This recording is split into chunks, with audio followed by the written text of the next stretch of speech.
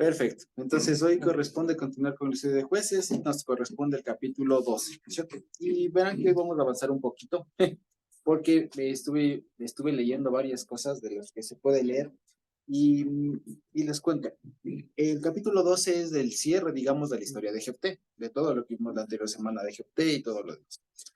Y el capítulo 13 es la introducción a lo que ya vendría siendo la última parte del libro de jueces, que básicamente es la historia de Sansón,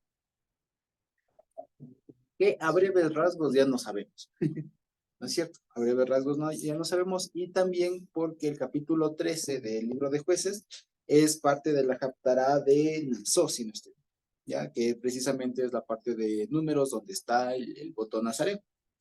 Entonces, esta es la parte que se corresponde con eso y en su momento ya lo estudiamos. Sin embargo, ahora vamos a ver que puede adquirir una visión, una perspectiva diferente, ¿de acuerdo? Más que nada porque estamos estudiando el libro y la sazón y todo, así que tiene mucho condumio ahí. Ahora, terminemos pues con la historia de Jefté, después vamos a ver los tres jueces menores que se le llama, que son los últimos tres jueces menores, y entramos después ya al preámbulo de la historia del 12º juez, que es Sansón, el 12º y último juez, ¿sí? Que es Sansón, ¿de acuerdo? Entonces, dice así. Entonces se congregaron o se reunieron los varones de Efraín y pasaron hacia el norte y dijeron a Jefté, ¿por qué fuiste, no es cierto, a hacer guerra contra los hijos de Amón y no nos llamaste, no nos convocaste para que fuéramos contigo? Nosotros quemaremos tu casa sobre ti. Le dice así. ¿Ok? Ahora, fíjense ustedes, ¿se acuerdan ustedes de algún momento ya en la Biblia, antes del libro de jueces, en donde haya habido esta eh, digamos, esta forma de actuar, digamos, de Efraín? ¿Se acuerda alguien? ¿Con quién? ¿Recuerdan?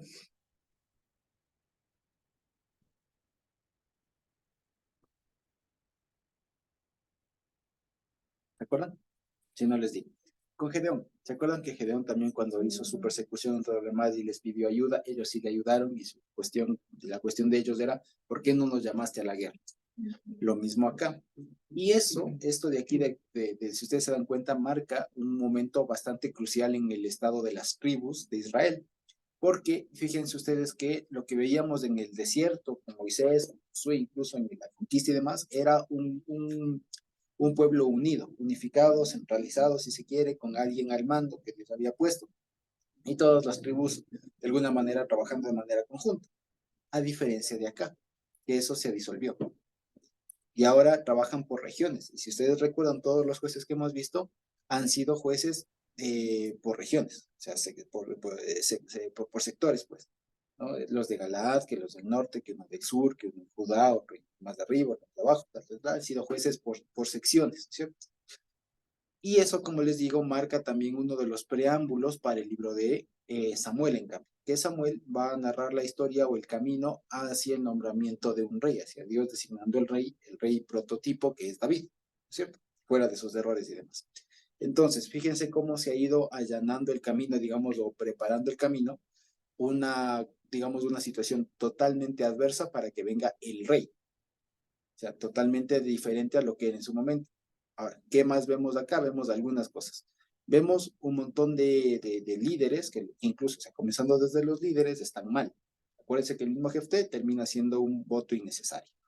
Después vemos a la gente, al pueblo como tal, a las tribus, en lugar de estar unidas, peleándose entre ellas. ¿De acuerdo? Y para colmo de males, ¿cierto? Y para rematar, encontramos que el pueblo se está olvidando del Señor a cada rato. Entonces, es todo lo que puede estar mal en el pueblo. Todo lo que puede estar mal en el pueblo se resume en el libro de jueces, pero que prepara el camino para la venida del rey, ¿no es cierto? Ahora, en este caso, fíjense ustedes que este es un conflicto interno, y aquí resalta una vez más del carácter conciliador y diplomático que tiene Jefté, ¿no es cierto? Y Jefté les dice, entonces, los de Efraín vienen y dicen, oye, ¿por qué no nos llamaste a la guerra? ¿Por qué no nos llamaste a la guerra y tal? Y ahora vamos a quemar la casa sobre ti, vamos a quemar tu casa sobre ti. Ahora, esto fíjense que es una posición todavía más agresiva, porque lo que dicen es voy a quemar tu casa. Aquí ponen tu contigo, pero literalmente dice sobre ti. tu casa sobre ti, o sea, te vamos a quemar contigo y tu casa, vamos a acabar con todo lo que le están diciendo. Sin embargo, fíjense que esta sentencia de quemar la casa es bíblica o no. Sí. O sea, en algún momento de la Torah dice, pregúntame, ¿existe un mandamiento en la Torah que diga, cuando alguien salga alguna cosa, algún perjuicio en contra del pueblo, le quemarás a él y su casa? ¿Existe ese mandamiento? ¿Sí o no? Cuando había lepra, cuando asomaba esa lepra en las casas. ¿Se quemaba la casa con todo y gente adentro? Ah, no. No, ¿no es cierto? Pues no, no hay. Entonces, si esta sentencia no es de aquí, se entiende, no es de la Torah, es aprendida. Y ya en la historia de Sansón, resulta que más adelante los filisteos son los que tienen esta práctica de ir a quemar a ellos, a la casa con todo y gente adentro. Entonces se entiende que esta práctica, de aquí si no estoy mal, en el 15-10, por algo así, que por ahí puede ser. Bueno, pero más adelante está el tema de que le dice, quemaremos a ti, tu casa y encima, alguna cosa así. Pero el tema es que eso es de los filisteos. Ya, pero tengo un tema con los números que estoy medio malito. Ya, pero está ahí mismo en jueces. Ya, entonces, esta conducta que tienen los de Efraín es una conducta aprendida, mal aprendida, digamos, de quemar a la gente, no se hace así simplemente. Ante tal, fíjense ustedes, ante tal hostilidad que tienen los de Efraín, la respuesta nuestra, ¿cómo sería? ¿Cuál voz? Entonces, ¿tú cómo que vas a quemar a mí? Pues, ni sabes lo que he estado haciendo, lo que me costó, hasta perdí mi hija, y ustedes vienen acá. ¿Cierto? Sin embargo, fíjense que resalta otra vez el carácter diplomático y conciliador de Jefté. Y fíjense ustedes, dice, Jefté le respondió, aquí vale la pena si lo pueden corroborar en alguna versión otra que tenga que no sea la Reina Valera, para ver cómo le traduce, ¿ya? Voy a leer mientras cómo dice la Reina Valera. La Reina Valera pone, yo y mi pueblo teníamos una gran contienda con los hijos de Amón, y yo les llamé a ustedes y no me defendieron de su mano.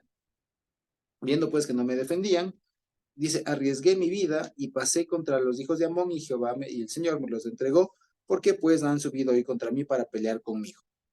¿De acuerdo? Ahora, en el versículo 2 vale la pena que veamos si tienen alguna otra versión, cómo lo ponen, cómo lo traducen esto de yo y mi pueblo teniendo una gran contienda, o sea, ¿qué responde Jefté? ¿Tienen de pronto en alguna otra que no sea la Reina Valera por ahí? ¿Cómo dicho? Dice, mi pueblo y yo estábamos librando una gran contienda con los amonitas, y aunque yo los llamé, ustedes no me libraron de su poder. Ok, parecido, ¿no? Mi pueblo y yo y mi pueblo, estábamos teniendo una gran contienda, ¿no es cierto? ¿Alguna otra versión que no sea la Reina Valera? ¿O otra Yo que ¿Cómo dice? tengo Jefté respondió, cuando mi pueblo y yo estábamos en seria disputa con el pueblo de Amón, yo los llamé y ustedes no me rescataron de su poder. Vale, de acuerdo, muchas gracias. Parecido, ¿no es cierto? ¿Alguna otra que no diga algo así? Que no diga yo y mi pueblo y yo.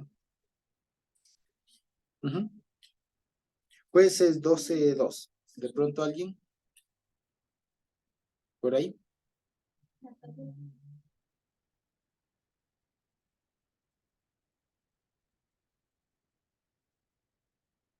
¿No? ¿Nadie? Por ahí, ya llegué. 12:2. Ahí fue, ¿cómo dice? Dice, El 2. 2. Yiftach respondió, cuando mi pueblo y yo estábamos en seria disputa con el pueblo de Amón. Eso mismo. Sí, es lo que vi en la hermana. Ok, de acuerdo. Muy bien. Entonces, fíjense ustedes, no dice así. Volvemos a los momentos en los que decíamos, está mal, hay que tachar eso. Pero no, sí. Lo que quiero decir es que no dice así. Se entiende, sí, pero hay una figura, digamos, gramatical, ¿ya? Lingüística que es interesante. Ahí dice, Ish, Rif, Anohiris. ¿Y qué significa esto de Ish, Rif? Aquí los veo. Ish es varón. ¿No es cierto? Rif, ¿se acuerdan del Jerobal, del Yerubal, que significaba pleito, pleite? ¿Se acuerdan que tengo una disputa, un argumento, un debate? ¿Ya? Entonces él dice, yo era Ish Rif, yo y mi pueblo y los de Amón. O sea, lo que él está diciendo no es solo tanto que decía, yo tenía una gran disputa, un gran pleito, un gran conflicto, sino lo que dice es, yo en ese momento me constituí en un, ¿cómo se diría? En alguien que estaba en conflicto, o sea, o sea, es como una sola figura, se me fue la palabra, es como, ¿algo ahí? Y dice, yo los convoqué cuando comenzó el conflicto. No, el dos, ¿no? a ver, no, no. Hay una palabra que es como decir que está, es como un, ¿cómo se diría? Pleitante puede ser. O sea, no es problemático como pleitante, como el que está pues debatiendo. Ya sea, es el que está, el que asumió pues una causa legal si se quiere y está ahorita interviniendo. Entonces lo que él está diciendo es, en ese tiempo yo estaba ejerciendo, no en función, sino de este que estaba dirigiendo la disputa. Moderador. Como el que encabeza el pleito, digamos, no sé El cómo, dirigente. como el dirigente del pleito, por así decirlo. O sea, Isrif literalmente sería varón de pleito. El que encabeza el Exacto. pleito. Entonces yo era, como decir, demandante, por decir alguna cosa así. Ya, yo estaba en calidad de demandante, estaba en un juicio, ¿verdad? Estaba en un juicio, yo, mi pueblo y los hijos de Amón. Yo era el Isrif, yo era de ahí. Sin embargo, dice, yo les llamé y ustedes no vinieron. Si ustedes se acuerdan de la historia, no nos cuenta que Jefté les haya llamado. Sin embargo, es posible que sí lo haya hecho a través de mensajeros y estos efectivamente no hayan venido.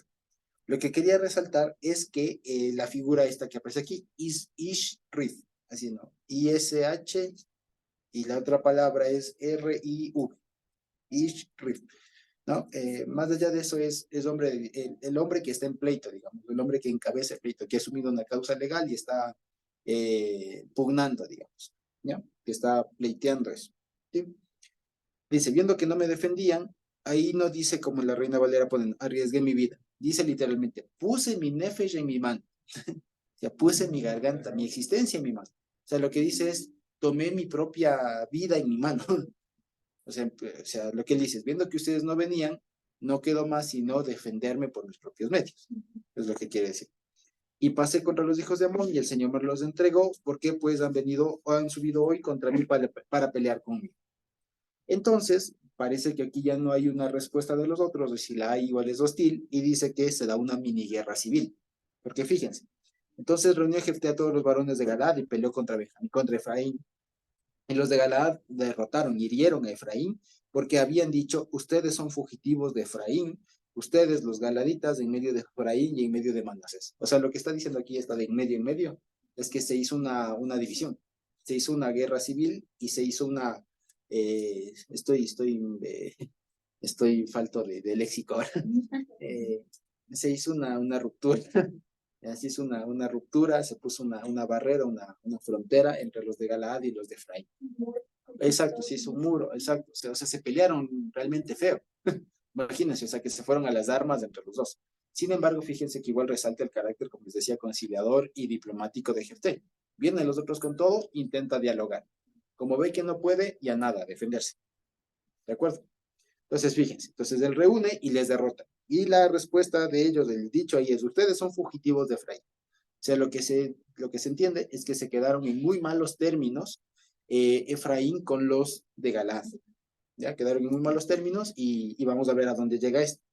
Dice, y los galaditas tomaron las aguas, dice, las aguas del Jordán, de los de Efraín, y aconteció que cuando decían los fugitivos de Efraín, quiero pasar a los de Galaad, quiero pasar al otro lado, ¿cierto?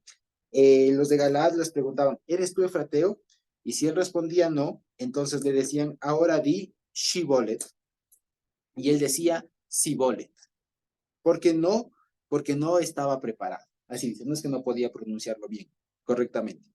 ¿De acuerdo? Entonces le echaban mano y le degollaban junto a las aguas del Jordán y murieron entonces de los de Efraín 42,000.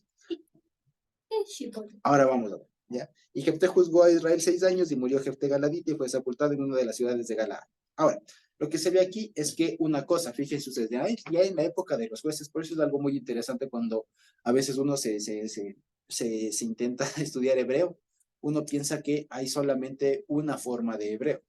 Y textos como este de la época de los jueces nos resalta que como todo idioma, el hebreo tenía dialectos.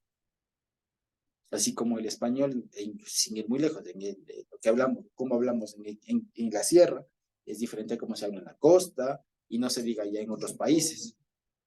Exacto, son dialectos del mismo idioma. ¿Sí? Entonces es como, ahí hay un montón de videos, ustedes pueden ver ahí, por ejemplo, de cómo se dice, qué sé, por ejemplo, aquí en el Ecuador tenemos palabras muy propias, como esto de la chachay, para decir que frío, o arrarraya, y ayay. No son palabras muy pocas, muy propias, que decir, pero que tienen un equivalente semántico en el mismo idioma en otra región. ¿Ya? Son modismos, son dialectos. Entonces, básicamente aquí se comenzaba a dar esto, o más que nada se da la forma en cómo se pronuncia. Porque ustedes se acuerdan cómo a veces aquí se suele decir que, por ejemplo, en la costa se pronuncia diferente, ¿sí? Los costeños se pronuncian diferente, y nosotros, hagan cuenta que aquí la trampita era, por decir algo así, ¿no? Lo que se me ocurre. Es como que en vez de, para poner los ejemplos, ¿no? Es como que si hubiera peleado la sierra y la costa, pongan ustedes en términos generales, y ahí ganó la sierra, ¿no? Entonces venía un costeño y le decía, ¿eres costeño? No, no soy. A ver, abre los ojos. Ya, entonces, Pasa, por favor. o pásame el fósforo, ¿ya? Entonces el costeño decía, pásame el fósforo. No, no eres serrano. Chao. O por otro lado, supongamos que hubiera ganado la costa y venía un serrano huyendo, decía, déjame entrar, ¿eres serrano? No, no soy serrano. A ver, no sé, ferrocarril. Ya, ferrocarril, ya. Ya, fregado. Ese es el ejercicio que le hicieron. Aquí se denota entonces, o sea, se entiende que en la época ya había diferentes dialectos de hebreo. Entonces, que eso incluso dificulta un chance. Un poco la lectura y, o sea, nos contextualiza de cómo se deben entender las cosas. O sea, que tan fragmentadas, por así decirlo, estaban las tribus al punto de que ya iban teniendo sus propios dialectos. ¿Ya? Ahora, aquí el asunto no es qué significa shibolet. Shibolet puede significar tanto un grano de maíz, una espiga, si se quiere, como también había otra palabra, no me acuerdo, creo que es como fuente de agua, alguna cosa así, una lagunita, alguna cosa así. Significa eso básicamente, pero no es del asunto eso, sino el sonido. Es el sonido, es como les hacían para detectarles por el dialecto. Exacto, por cómo pronunciaban. ¿De acuerdo? Y eso ya les digo, es muy interesante porque cuando uno comienza a medio estudiar esto de hebreo y todo lo demás, uno no puede simplemente decir aprendí hebreo bíblico, porque eso es un poco engañoso, porque hay que saber que hay diferentes tipos de hebreo, porque el hebreo, como toda lengua, fue evolucionando, y uno es el hebreo de más antiguo, que es el que, por eso les decía, no se ven en los cánticos del mar, en los cánticos Cántico del Mar, de Éxodo 15, en el Cántico de Débora y Barak, es un hebreo mucho más arcaico, mucho más antiguo. Y el hebreo que se ve en los otros libros, como en este, es lo que se llama hebreo del primer templo, que es lo que se escribió, fue en la época en la que mayormente se escribieron estos libros, ¿ya? No se terminaron de consolidar, que es otro hebreo, más refinado y todo lo más, que es el más abundante. Pero también hay otro, que es el hebreo que va en el segundo templo, que va en la época desde la destrucción del primer templo, el segundo templo, un poco más allá, que es un tema de reconstrucción ya un poco con más extranjerismo, digamos. Tienen más palabras del arameo, de las otras culturas que a las que fueron y trajeron y se modificó un poco el hebreo. Y después hay otro tipo de hebreo que es, por ejemplo, el de Qumran, que es el de la época de Jesús, que hablaba en Qumran básicamente. Y otro, el hebreo que se hablaba, por ejemplo, en la época ya del Talmud y de la Mishnah. Son diferentes tipos de hebreo. Entonces, cuando uno estudia hebreo, no es suficiente con decir, ya me sé el alfabeto. Entonces, hay muchas cosas, y eso en realidad a uno es como que, en realidad, mientras uno más sabe, en realidad uno se da cuenta de lo poco, de lo poco que uno sabe. Y que es suficiente, digamos, con saber algo y bien, ¿cierto? Entonces, esto nada más como para que notemos incluso una vez más, esto nos lleva, quieran o no, al tema de las traducciones, para que veamos esto, de que cualquier persona, una vez más, tal vez nosotros ya no nos pase, pero por si acaso, cualquier persona que venga a decir, esta es la propia, porque es una persona que sabe hebreo y él sí sabe, hay que preguntarse. Ya les digo. Exacto, o sea, ¿sabrá algunas cosas? ¿Hay cómo traducirlo con herramientas que ahora existen y todo lo demás? Sí, pero como que solo por el hecho de que alguien ha estudiado 1 o 2 años de hebreo, no es garantía. Y ya les digo, para estudiar hebreo, los que estudian estas cosas son gente que hace doctorados en el idioma. O sea, no es cuestión de que cogieron un curso de una semana, de un año, 2 años. Son gente que hizo su doctorado. O sea, Y un doctorado bien hecho, el más chiquito se dura 4 años, solo dedicándose a investigar. O sea, son gente que aprendió el idioma y los recovecos de la cosa, ¿ya? Entonces, esos vienen a decir, y todavía tengo dudas, no, y todavía estos pasajes hay dudas, ¿no es cierto? Y de pronto por eso es que a veces llama la atención que vienen otros y dicen, no, yo sí sé. Bueno, hay cosas. Exacto. Entonces, como para que veamos que esto es serio. Y estas cosas que incluso sobreviven a la traducción nos dan cuenta de eso. Entonces, para que no nos dejemos engañar, básicamente. Porque no, nunca falta el que viene, ya les digo, que viene, es que aquí esta palabra dice así, por no sé qué caso cuánto. Y no es tan sencillo. ¿Ya? Entonces, ya les digo, este tema de las, especialmente en el libro de jueces, se evidencia que ya había dialectos. Al punto, por ejemplo, que Shibboleth, si es que ustedes se acuerdan del alfabeto, lo que ellos le decían está escrito con Shin, la que parece unos dientecitos, la que parece una W, con Shin. Y lo que ellos responden está escrito con Sameh, o sea, con otra letra. ¿Sí? Entonces es para que vean incluso cómo, y es cierto, eso pasó. Hay testimonios de cómo incluso la lengua se fue adoptando a los sonidos, y es una cosa súper interesante de cómo es que la lengua hebrea evolucionó a través del tiempo. Porque hay muchos sonidos que se fueron asimilando. ¿Ya? Por ejemplo, incluso, es que no solo es Shibboleth, nosotros leemos aquí Shibboleth, pero en realidad sería algo así como Shibboleth, como el Shibboleth. Y ellos decían Shibboleth, o sea, con Shibboleth, o sea, con S y con T seca. En cambio, los otros pronunciarían Shibboleth, o sea, con una T media aspirada.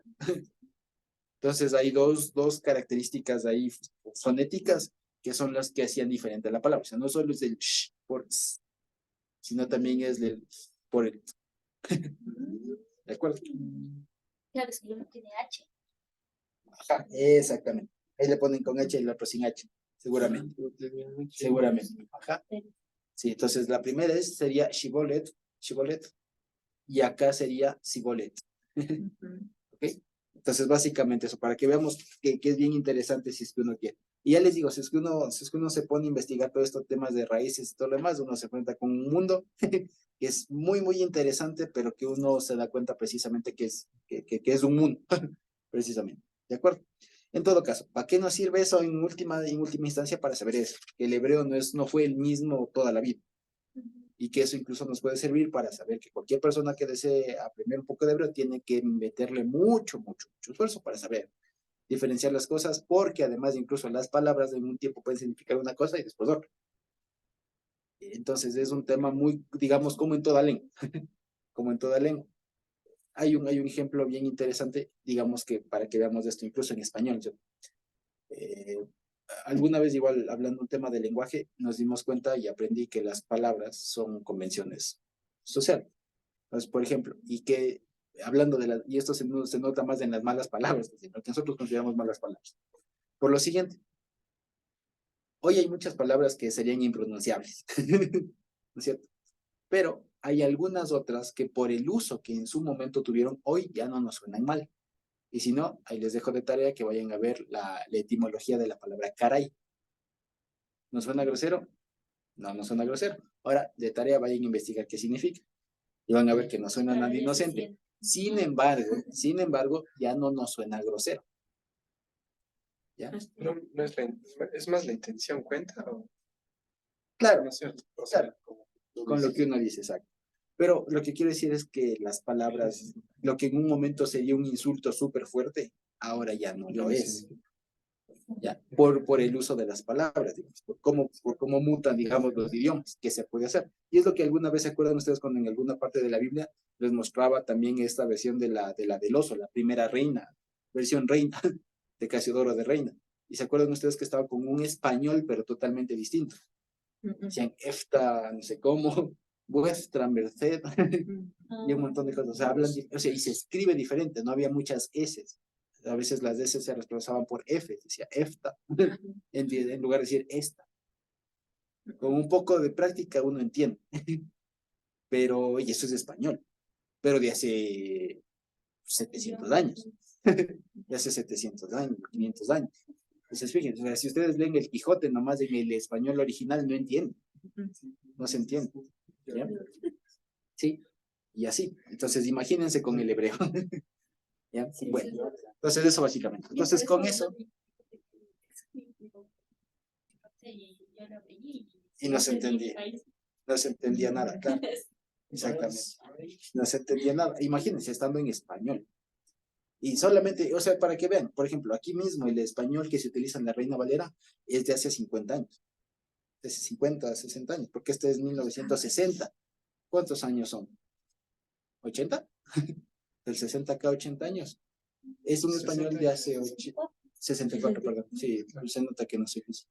Entonces son 60 años, es un español de hace 60 años y que seguramente esa es la traducción o la adaptación de la 1905. O sea, es hace más de 100 años del español que se habla aquí.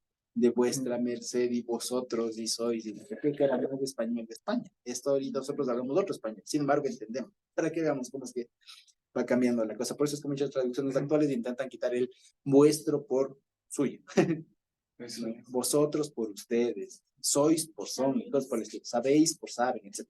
En fin, eso con el tema del idioma para que veamos que es alguna cosa bien interesante, ¿no es cierto? Sabéis por saben, vosotros me entendéis, ¿no es cierto? Entonces fíjense ustedes. Y ahora, el tema es que aquí también dice que ellos decían Sibole, ¿no es cierto? Y dice, porque no habían pronunciado correctamente. Sin embargo, ahí no dice así, no es que no habían pronunciado correctamente. Y aquí hay una cosa que también se da y es otra cosa particular que se da en hebreo. Ahí les comparto la pantalla para que podamos ver. ¿Sí? Ahí les comparto la pizarrita para que lo podamos ver. Ok, ahí lo estamos viendo, ¿no es cierto? Entonces, fíjense, resulta que aquí dice, porque no podrían pronunciarlo correctamente. Ahí no dice así, sino dice así. Dice lo. Clarito, lo entendemos, ¿no es cierto? ¿Qué dice ahí? Lo. Aquí dice lo, y aquí se puede entender yahin. Lo yahin. ¿Esto qué significa? Literalmente significa no estaba preparado. Porque no estaba firme, bien. O sea, lo que se entiende, si es que lo leemos así, es que pronunciaba mal porque no estaba preparado para responder a esa pregunta. O sea, ellos no se esperaban que les hagan este juego vocálico, ¿ya? Y por eso es exactamente, no venían repasando, ¿de acuerdo? Pero resulta que también hay otra cosa. Algunas letras en hebreo, fíjense ustedes, pueden pasar por otra. Es como cuando uno escribe una cosa así, o una cosa así, se han visto que los médicos a veces escriben alguna cosa así, y uno dice, ¿qué es eso? ¿Es M, es N, es W? Ya, lo mismo pasa en hebreo, ¿ya? Lo mismo pasa en hebreo. Y ahora, fíjense ustedes, resulta que esta letra de aquí, le voy a poner en otro color, esta letra de aquí, que es una kaf, ¿de acuerdo? En algunas ocasiones, o en algunos sugieren que en realidad debe ser así, el logo. Están moviendo sus pantallas. Sí, entonces el otro sería lo, y miren ustedes que se parece. Sí. Y esto dice lo y avin. ¿Esto qué significa? No sabía. O no entendía. O no estaba, digamos, no estaba inteligenciado. ¿De acuerdo? Entonces, fíjense ustedes que una letra cambia el significado. Y si ustedes se dan cuenta, aquí la letra esta, ¿no es cierto? La letra esta, claro. Entonces, imagínense ustedes que la letra es así, la una, y la otra es así. Y si no le hago muy bien este rabito de aquí, pues se pierde. Y se pueden confundir. Y de ahí depende lo que uno traduce. Entonces, ahí vayan ustedes a ver cuál es. Y de eso se encarga la crítica textual. De ver en cuántos testimonios, de cuántos pergaminos se aparece con una letra o con otra. Y cuál de los que más lo repiten es más antiguo que otro. ¿Ya? Entonces, esos detallitos son. Otro detalle así que se suele confundir es a veces entre la letra Dalet y la letra Resh. Esta es una D y esta es una R. Solo que es más larga. No, la una es más cuadrada y la otra es más curva. ¿Ya? Entonces, a veces, por eso es que fíjense, ustedes se acuerdan ustedes que había un nombre de un familiar de Moisés, que era, en algunos lados le ponen Reuel, pero en otros les ponen Deuel. Es por esto. Porque, ¿qué se puede hacer? Que el escriba tuvo mala letra. Tenía mala letra, por decirlo así. ¿Ya? Entonces, fíjense ustedes, en este caso, aquí la pregunta es, ¿cómo leemos? ¿Lo Yavin o lo Yajin? ¿Ya? En este ¿Cómo entendemos? doy ajito. ¿Cómo se entendería? En el uno diría, no estaba preparado, y en el otro lado es, no entendía.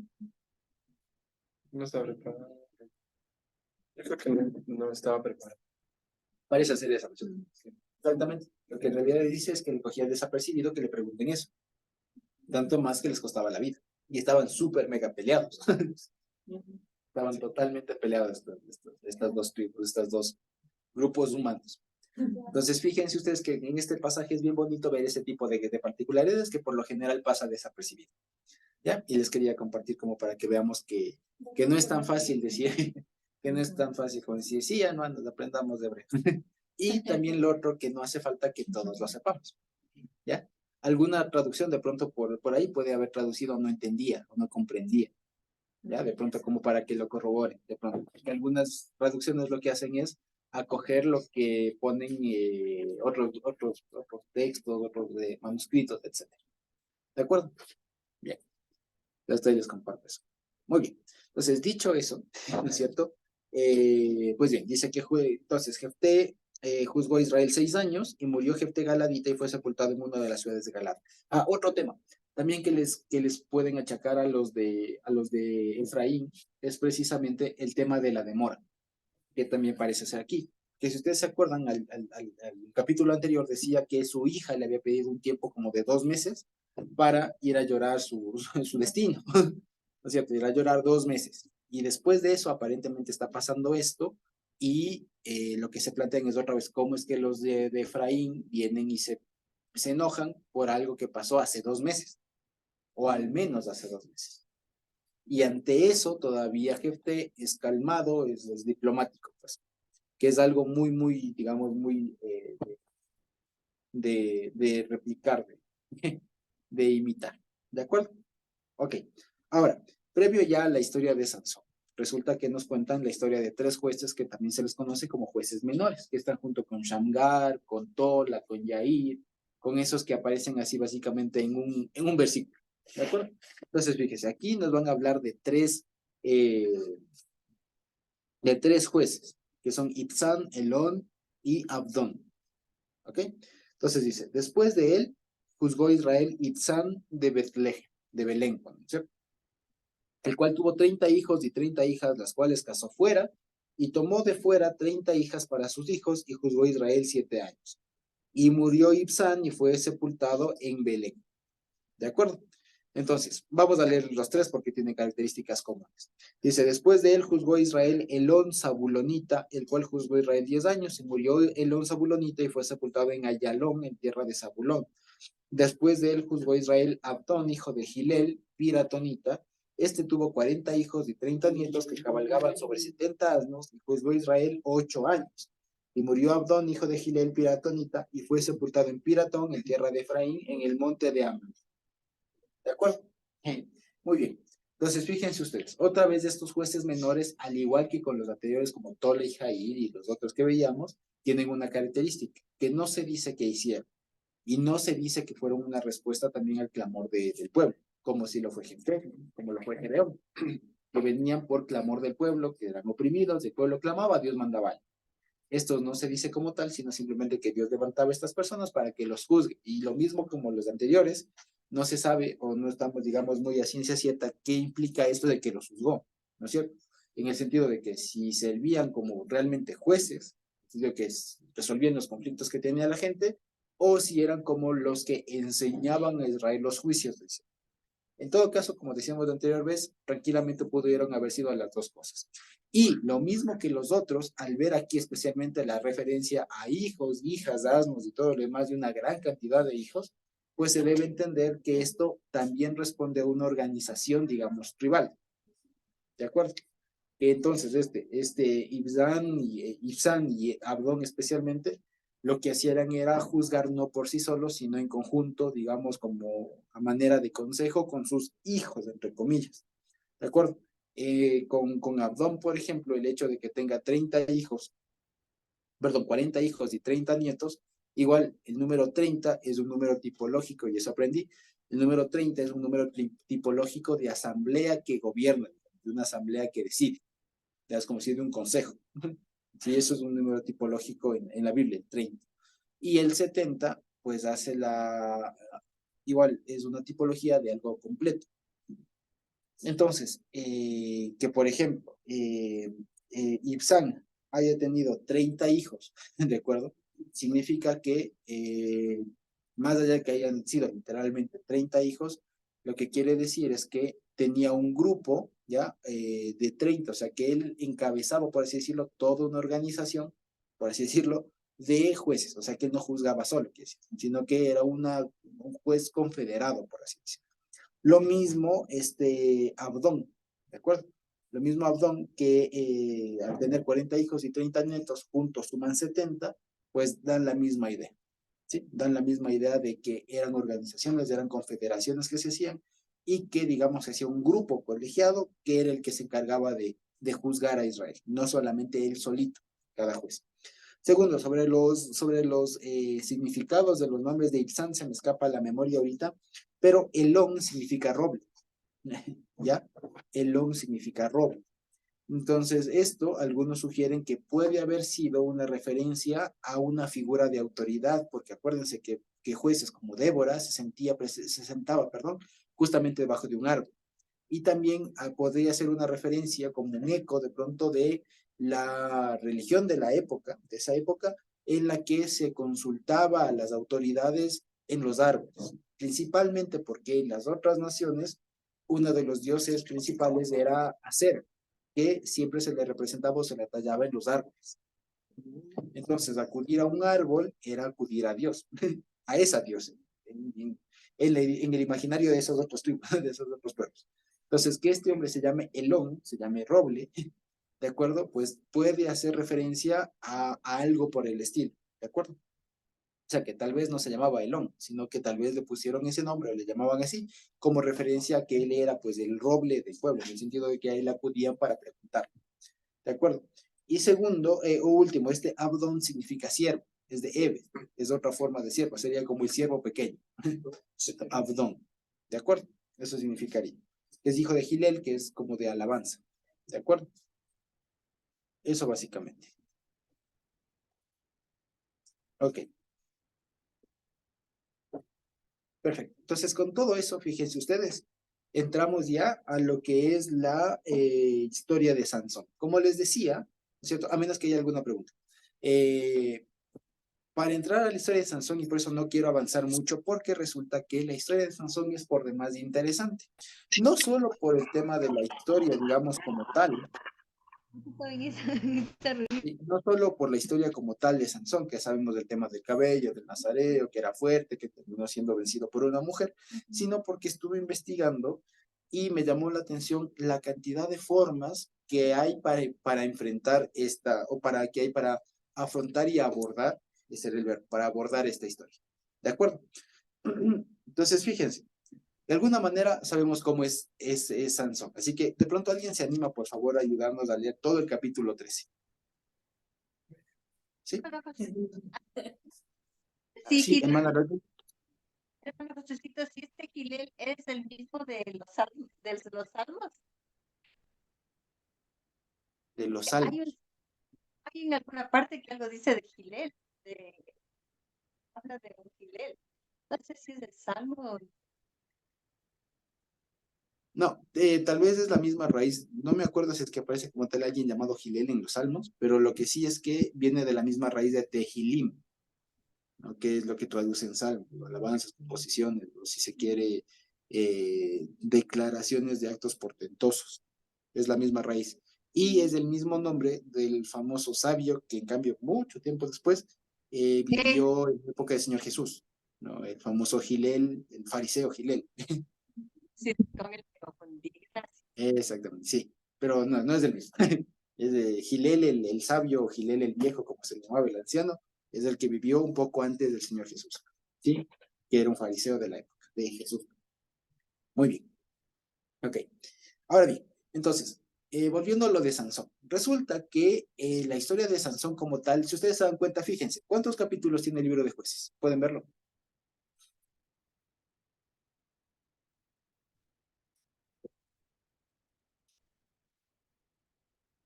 21. 21, ¿cierto? Tiene 21. Ahora, ¿cuántos capítulos abarca la historia de Sansón? Pueden verlo por los títulos. Va del 13 al...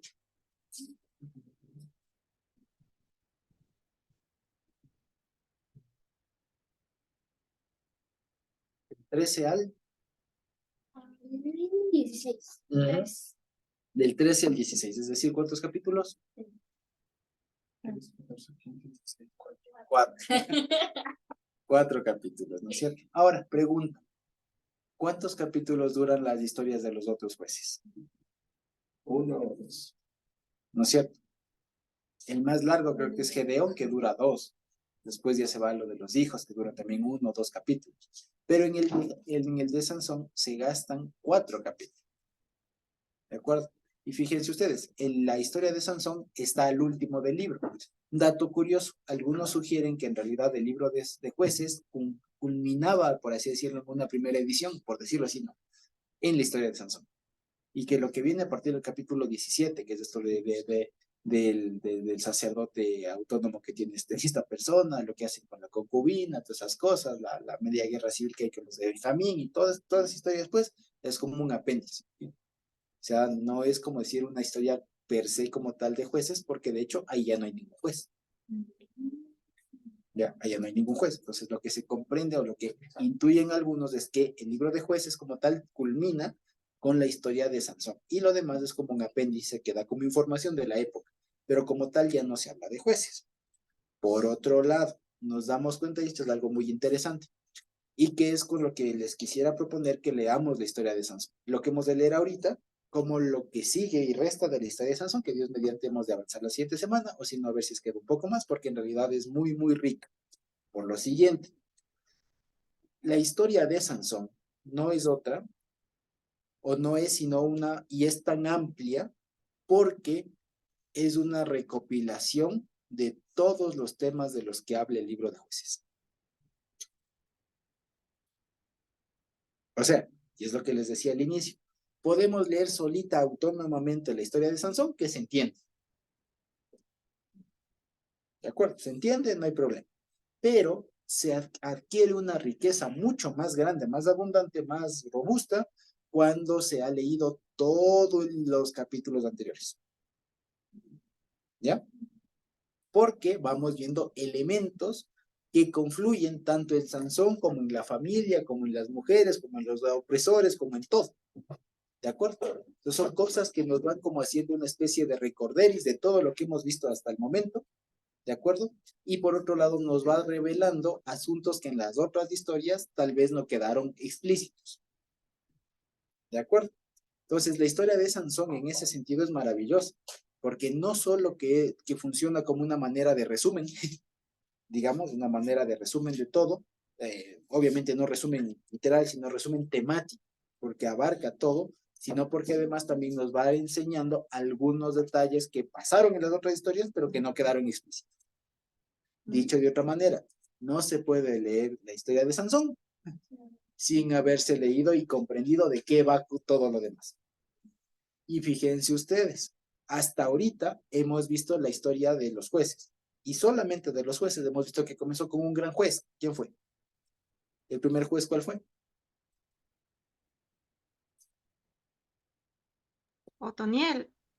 Otoniel. Muy bien. Y termina y todo se va degradando un poco hasta terminar con el famoso Gedeón y todo lo que hizo. Después Jefté un poco medio lo arregla. ¿Cierto? Pero igual se equivoca. Entonces, fíjense ustedes que todo el libro de jueces es eso, como les decía en un comienzo, es un compendio de aciertos, desaciertos. ¿De acuerdo? Y que ahora lo vamos a ver comprendido en toda la historia de Sansón. ¿Sí? Desde su nacimiento, desde todo. Incluso encontré una cosa bien interesante que me gustó mucho y que si lo queremos podemos abordarlo así, ¿ya? Pero para que lo vayamos pensando también.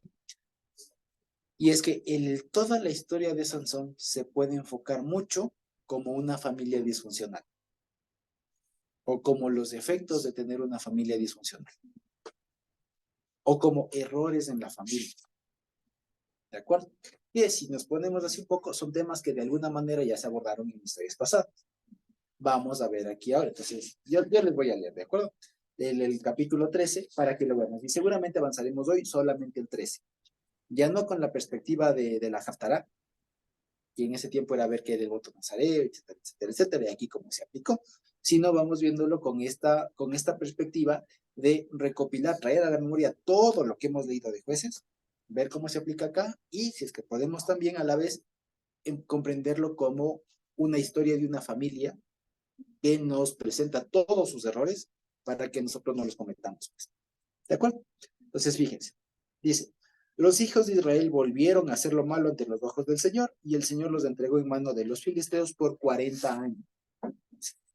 ¿De acuerdo? Entonces, fíjense ustedes. Hasta aquí, común con todas las otras historias, ¿no es cierto? De los jueces. Israel vuelve a pecar. Dios les entrega en mano de alguna nación que les oprime por un determinado tiempo de años. ¿De acuerdo? Igualito. Entonces, fíjense. ¿Ya? Y dice, y aquí cambia. Dice, había un hombre de Sora, de la familia de Dan, de los danitas, ¿no es cierto? El cual se llamaba Manoah. Así se llamaba, Manoah. Dato curioso, tiene la misma raíz de Noah, de Noé. Es el reposo, la restauración, la consolación. ¿De acuerdo? Dice, su mujer era estéril y no había parido. No había dado a luz. Dice, a esta mujer apareció un ángel, el ángel del Señor, un mensajero del Señor, y le dijo, mira, tú eres estéril y nunca has parido hijos, pero ya has concebido, ¿no es cierto? Ya has concebido y parirás un hijo, darás a luz un hijo. Ahora pues, cuídate, ¿no es cierto? Dice, de beber vino o cerveza, ahora les digo, no es sidra, ¿ya? Cuídate de beber vino o cerveza, ni comas cualquier cosa inmunda, perdón. Pues he aquí, o mira, otra vez, que concebirás, que ya has concebido, ahí es donde le has concebido, perdón. He aquí que ya has concebido, y por tanto darás a luz un hijo, parirás. Y navaja no pasará sobre su cabeza, porque el niño, el pequeño, será nazareo a Dios desde el vientre, no dice desde el nacimiento, desde la panza. Y él comenzará a salvar a Israel de mano de los filisteos. Y la mujer vino y se lo contó a su marido, diciendo, un varón de Dios vino a mí, cuyo aspecto era como el aspecto de un mensajero de Dios, temible, maravilloso en gran manera. Y no le pregunté de dónde, ni quién era, ni tampoco él me declaró su nombre. Y me dijo, he aquí que tú concebirás y darás luz un hijo, por tanto, ahora no bebas vino, ni cerveza, ni comas cosa inmunda, porque este niño será nazareo a Dios desde la panza hasta el día de su muerte. Entonces intercedió Manoah al Señor y dijo, oh Señor mío, yo te ruego que aquel varón de Dios que enviaste vuelva ahora a venir a nosotros y nos enseñe lo que hayamos de hacer con el niño que ha de ser parido, que ha de nacer. Y Dios oyó la voz de Manoah, y el mensajero de Dios volvió otra vez a la mujer, habitando ella en el campo, o estando ella en el campo. Pero su marido Manoah no estaba con ella. La mujer corrió prontamente a avisarle a su marido, diciendo, mira, que se me ha aparecido aquel varón que vino a mí el otro día. Y se levantó Manoah y siguió a su mujer, y vino al varón y le dijo, ¿eres tú aquel varón que habló a la mujer, a esta mujer?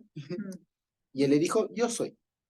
Entonces Manoah dijo, cuando tus palabras se cumplan, ¿cuál será el mishpat del niño? ¿Y qué será su obra? ¿Y qué será de hacer? ¿Qué será lo que toca hacer con él? ¿Qué será su obra? Dice así. Y el ángel del Señor respondió a Manoah, la mujer se guardará de todas las cosas que yo le dije. No tomará nada de lo que proceda de la vid, no beberá vino ni cerveza, y no comerá cosa inmunda.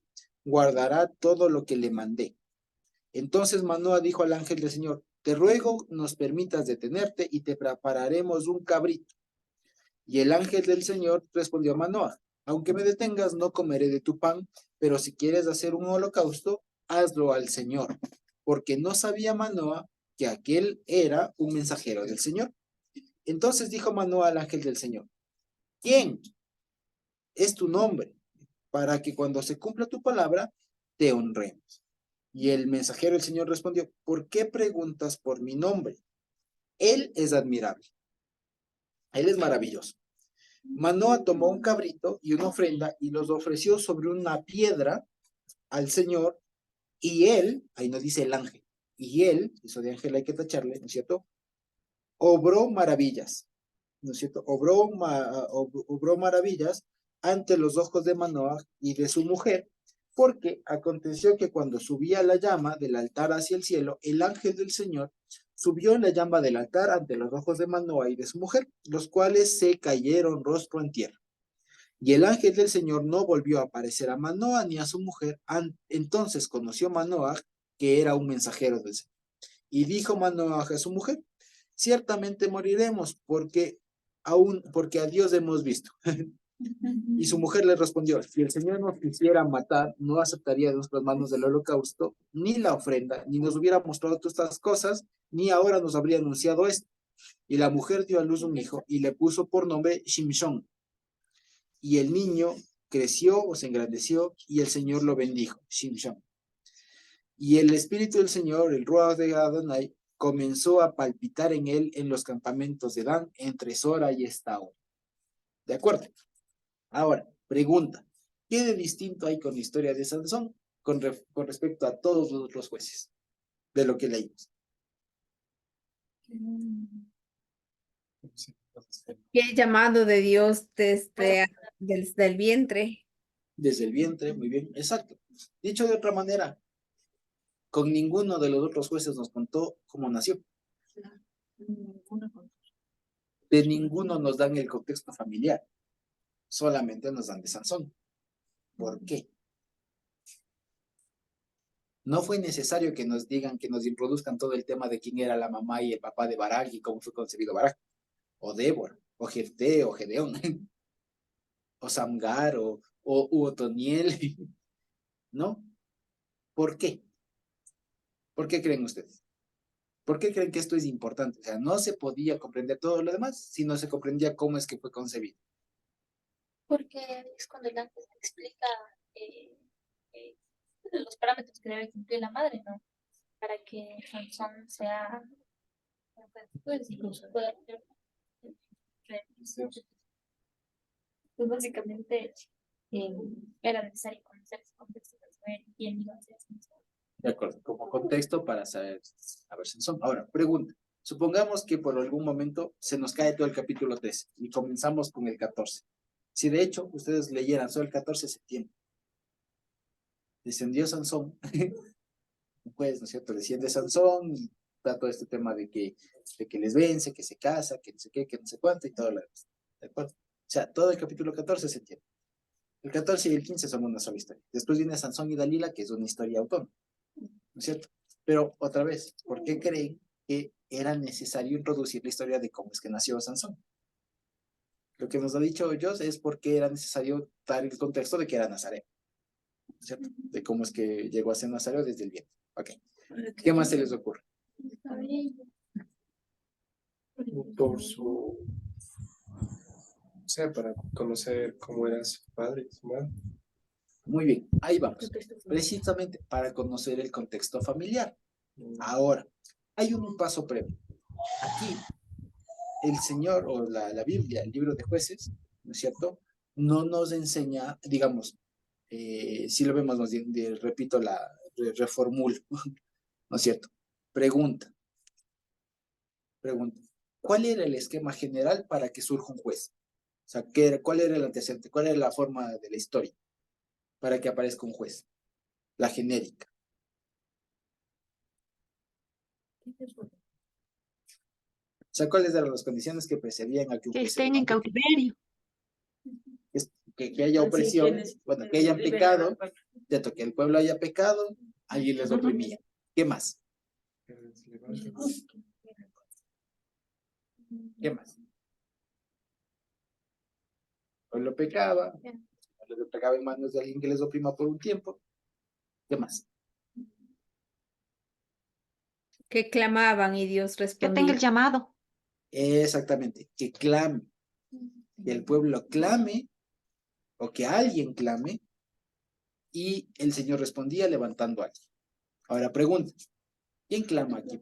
¿Quién clama? ¿Alguien clama aquí? Hasta ahora no. ¿No? Y en toda la historia de Sansón nadie clama por un libertador. Es una diferencia muy fuerte con todos los otros jueces.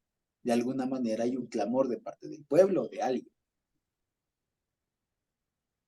Con Sansón no. Entonces fíjense ustedes, esta diferencia, ¿qué hace entender aquí? ¿Qué podemos atisbar? O sea, ¿qué podemos ver en comparación con todas las otras cosas, con todas las otras ocasiones en las que pecaban, eran oprimidos, clamaban y el Señor les salvaba? Aquí se evita o se omite, ¿cuál? El tema del clamor. ¿Qué se aprende entonces? Que Dios tuvo misericordia. Sí, algo más.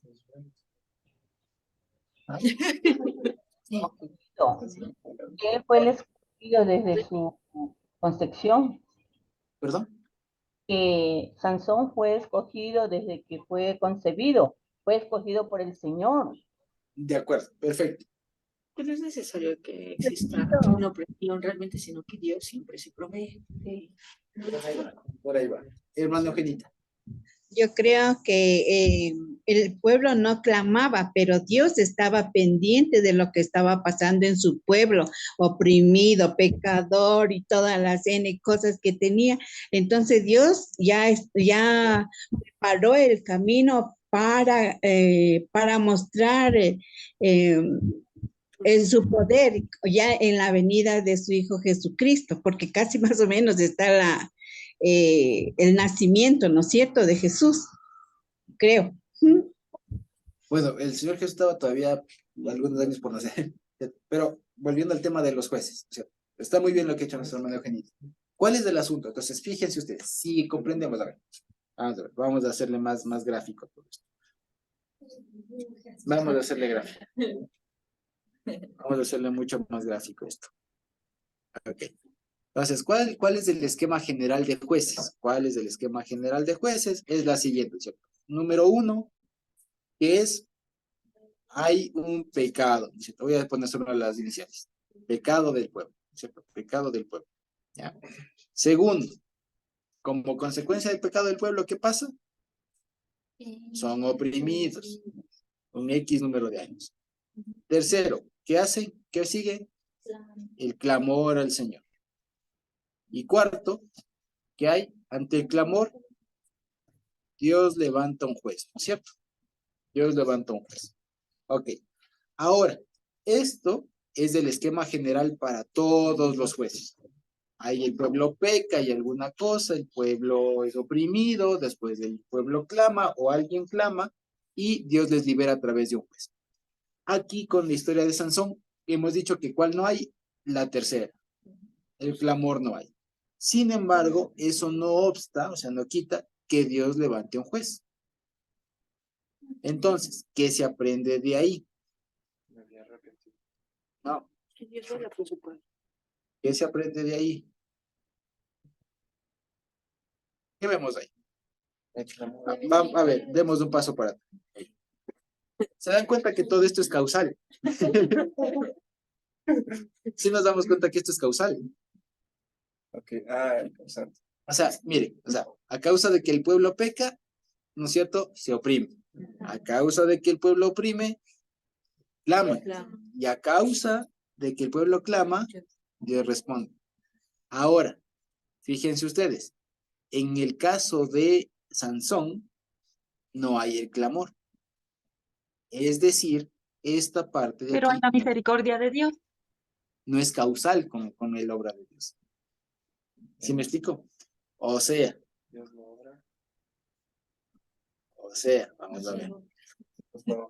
O sea, el clamor, exacto, o sea, el clamor es, digamos así, es opcional. Exacto. Dios obra independientemente de lo que el pueblo clame o no clame. Ya, ¿no es cierto? Exacto, de ahí los versículos estos de que Dios ya sabe la necesidad que tengan antes de que ustedes la pidan. ¿De acuerdo? ¿Se acuerdan ustedes de ese versículo? Pues bien, es eso. Es eso, fíjense ustedes. Entonces, ¿qué aprendemos aquí? Estas cosas son causales y claro, una es consecuencia de la otra, ¿no es cierto? Una es consecuencia, que el pueblo peque. ¿Cuál es la consecuencia? Que van a ser oprimidos, ¿no es cierto? Y que Dios les salve es independiente de que ellos quieran o no.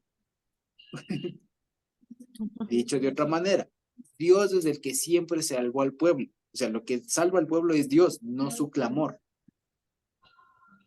Fíjense ustedes, eso... Exactamente. No es que, ay, no clamamos, Dios no nos va a salvar porque no hemos orado. Porque una vez más, la salvación de Dios no depende de cuánto o de si clamo o no, sino depende de que Dios desee salvarnos, de que Dios le plazca salvar. ¿Me explico? Y desde el principio, ¿no? De que nuestra salvación no depende De nosotros. Exactamente. Muy bien. No depende del que corre, ¿no es cierto? Sino del que tiene misericordia, que es el Señor. Muy bien, eso está en Romanos. Entonces, fíjense ustedes, esto se aprende aquí. Entonces, ¿qué se aprende en contraste? Fíjense ustedes, con todo con todas las demás. Con todas las demás. ¿Qué se aprende entonces aquí? Como conclusión, como gran conclusión, ¿qué se aprende acá? ¿Qué se aprende como conclusión de todo esto? Fíjense ustedes, sino lo que hemos dicho de tantas veces. Dios es soberano, ¿no es cierto? O sea, Dios tiene el control. Dios tiene el control de todo. Y Él obra según lo que Él desea hacer. A su tiempo y todo, exactamente. Muy bien, entonces fíjense, eso es lo que se aprende aquí precisamente con la historia del amigo Sansón, ¿ya?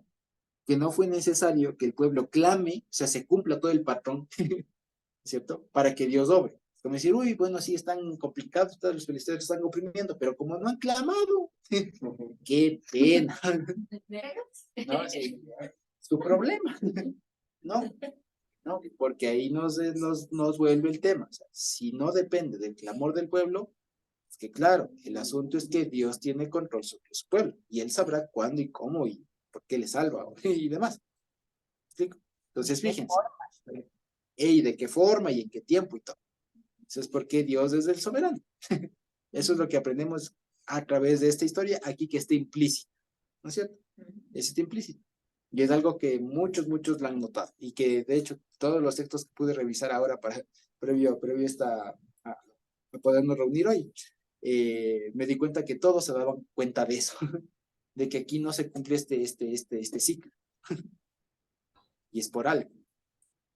Y es que Dios siempre tuvo el control. Que la decisión de salvar al pueblo no dependía de que el pueblo pida, sino de la voluntad, digamos así, del único que tiene voluntad, pues, es Dios. ¿De acuerdo? Salud. Carmita. Esta explicación que das también es muy coherente justamente con el hecho de que del nacimiento de Sansón y esta manifestación de Dios a los padres sin que antes nadie haya clamado, cómo Dios llevando al pueblo o a esta familia en particular al punto donde un día le encontró a Abraham. Porque a Abraham le fue hecha sedacá, dice, ¿no? Le fue dada digamos esto, la salvación por gracia, sin que Abraham haya hecho obra alguna, sino por la emuná de Dios, solo por su fidelidad. Entonces, aquí igual, no es que clamaron, sino que Dios se había comprometido y Dios iba a hacer lo que tenía que hacer para salvar a su pueblo y esta era la hora. Entonces, al llamar a una mujer estéril, a una familia con unas condiciones semejantes a las de Abraham, es como que les remonta, yo soy el Dios que salva, ¿no? Y finalmente, solo yo puedo empezar todas las cosas de nuevo, yo solo puedo restaurar. Entonces, bien chévere que haces notar esa parte que todos se han dado cuenta de que aquí no hubo el clamor. Pues, Abraham Exacto. tampoco, por ahí Dios le dijo, sal, él comenzó a andar y de repente Dios se le revela y no es que él hizo obra alguna, es más, salió de la idolatría de sus padres y de todo eso, ¿no? Muy bien, exactamente. Y continuando con eso, con lo que dice Carmita y que bueno que ha traído a colación a Abraham, porque fíjense, estamos frente a una historia que no es nueva para nosotros. Es otra historia, si lo vemos así, ¿no? Es otra historia de una pareja cuya esposa, de las cuales de la esposa, la mamá, es estéril. ¿A quién nos suena eso? A las matriarcas. A Sara, Rebeca, Raquel. Todas eran estériles. Y en su momento Dios les concedió a Sara lo propio, a Rebeca lo propio, a Raquel lo propio. Todas fueron estériles en su momento. ¿De acuerdo? Y después tuvieron un hijo. Y traigamos y tengamos en la mente lo que pasó solamente con Abraham y Sara. ¿Se acuerdan ustedes de cómo fue ese tema de cuando Dios le dijo, vas a tener un hijo y todo lo demás? Ya. Dios le dijo, ¿a quién le dio Dios la noticia? ¿A Abraham o a Sara? A Sara. Sara. ¿A quién? Abraham o a Sara. Abraham y Sara escuchó y se vio. Exactamente. Sara solo escuchó. Sara escuchó y le causó risa. Ah, por eso le dio a Abraham. Exactamente, muy bien. Abraham. ¿Quién fue la incrédula? Sara. Sara. Ella, Sara. Exactamente, la incrédula fue Sara. Después Sara se convence. Dios le convence. Ahora, en esta historia que acabamos de leer, ¿a quién Dios le da la noticia? A la mujer. ¿A la mujer o a la mujer? A la mujer. ¿Quién es el incrédulo? El hombre. Lo encuentro. Fíjense que hay una inversión de la historia de Abraham. ¿Y eso qué implica?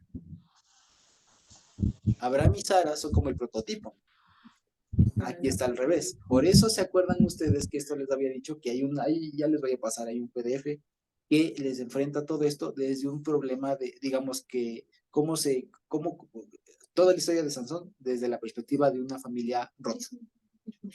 Había desorden. Porque fíjense, a pesar de una cosa todavía más interesante, de Abraham y Sara sabemos los nombres. O sea, no se dice Abraham y su esposa. Se sabe el nombre. ¿Cómo se llamaba la esposa de Manoah? No dice. Solo es la esposa de Manoah. La mujer de Manoah. ¿De quién sí se sabe? Y además con más detalle. La filiación y todo lo demás. De Manoah, fíjense. Manoah, un hombre de Sora, de la tribu de Dan. O sea, solo falta el tipo de sangre. ¿Me explico? Lo que eso hace referencia a que esta era una sociedad en donde, en teoría, patriarcal y todo lo que ustedes quieran, pero se entendería que Manoah era el líder de esa familia. Por otro lado, es interesante que este hombre, siendo de la tribu de Dan, dice que está en Sora y Estaol. O sea, está un poco lejos de donde normalmente le tocaría estar. O sea, se entiende, o algunos sugieren, que este hombre era originario de Dan, pero por cuestiones le tocó migrar. ¿Ya? Segundo, esta historia nos recuerda que nace Sansón en un hogar, por llamarlo disfuncional. ¿De acuerdo? En un hogar disfuncional, en el que la mamá es la que, digamos, acepta, digamos, así de primeraza las palabras del ángel. Reconoce que es un ángel. Lo primero, reconoce que es un ángel. No pregunta cosas, sino que lo asume. ¿Ya? Asume y ya está. ¿Cierto? Y conoce al Señor como para decir, sí, me está diciendo que es un mandamiento nazareo, ¿qué hago? ¿Qué no hago? De acuerdo. Ya está. Y va ahí donde el esposo, y el esposo es el que está incrédulo, está desconfiado todavía.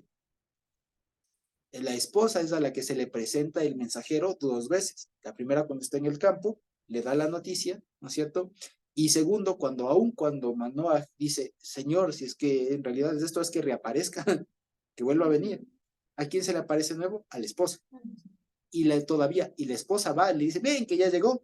Y dice que ella regresa y él va detrás de ella. Entonces es una familia bastante disfuncional, digamos así, si queremos verlo desde la perspectiva de cómo Dios constituyó, digamos, la familia, el hogar. ¿De acuerdo? Segundo, entonces es todo el contraste, digamos, perdón, es todo el contraste. Entonces es la esposa de Manoah, una desconocida, una anónima, digamos, no se sabe quién es, quién era, de dónde era, sabe nada, frente a alguien que se sabe todo, ahora sí, todo lo necesario, pero la mujer es la que recibe toda la noticia y tal, y en cambio el otro, primero que no le cree, incrédulo.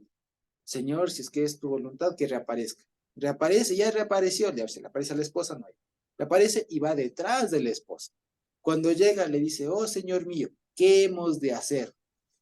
Resulta que cuando leemos el pasaje, cuando la mujer viene de la primera vez que le dicen, ¿no? Estás embarazada, que dice además, ya estás embarazada, ya, que ya estás embarazada, le dice al esposo, me dijo que ya estoy embarazada, que voy a tener un hijo y que no tengo que tomar esto. Fíjense, cuando Manoah va y habla finalmente con este mensajero, ¿qué le dice el mensajero? ¿Qué le dice? Fíjense. Tienes que hacer todo lo que me digas. Exacto. Lo que ya les dije. Lo que le dije a tu esposa. Y le dice todavía más reducido. O sea, le da el resumen. Fíjense, le dice, ¿no? Eres tú aquel en el 12, ¿no? En el 13. El ángel de la mujer se guarda todas las cosas que yo le dije. O sea, no tomará nada que proceda de la vid, no beberá vino ni sidra, ni comerá cosa inmunda, guardará todo lo que le mande. Si fíjense ustedes que es un trato un poco más seco, si se quiere, con el hombre. A la otra le trato un poco más, digamos, de una manera más sensible por un lado y por otro lado con mucha más información, lo que implica que aquí el hombre tenía que hacerle caso a la voz de la mujer. Es decir, en esta situación familiar de los papás de Sansón, la mujer tenía, por así decirlo, una relación espiritual con el Señor más desarrollada que el otro. En caso de María, no sé, también. Ahí digamos que estaban en el mismo nivel. Estaban en las mismas, claro. Ok, se le apareció a María. Se le apareció a ella y después también a José le dice lo que está ahí, tal. Cierto, a él sí le- Claro, a él le estaba- dice, y él sí, y él, claro, siendo justo, pensaba en irse, se le tiende y él hace caso. Entonces, fíjense que es diferente. Entonces, aquí lo que se ve es un hogar disfuncional. Entonces, por eso es que alguna vez se acuerdan que veíamos la posibilidad de ver en Sansón un tipo de Mashiach. Y siempre me sonaba raro. Puede ser que así a grandes rasgos se vea, porque también hay un anuncio y todo lo demás y tal, pero si ya lo vemos en los detalles, ¿no? No tanto. En términos generales, que sí, que se enamora de una extranjera, que da su vida por ella, que no sé qué, que no sé cuánto, pero ya en los detalles, no, no cuadra tanto, ¿ya? Y tanto más si lo vemos, como les decía, como Sansón, la historia de Sansón siendo el compilado o la recopilación de todos los temas anteriores, ¿de acuerdo? Entonces, fíjense, aquí vemos otra vez algo que ya vimos en qué historia, esto de que la mujer sea la que tenga una calidad espiritual un poco más desarrollada que la del hombre. En la historia de qué juez vimos eso.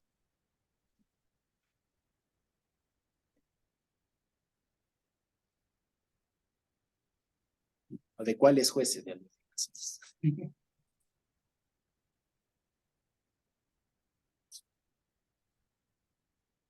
Cantar. Débora y Barak. Exacto. Débora y Barak.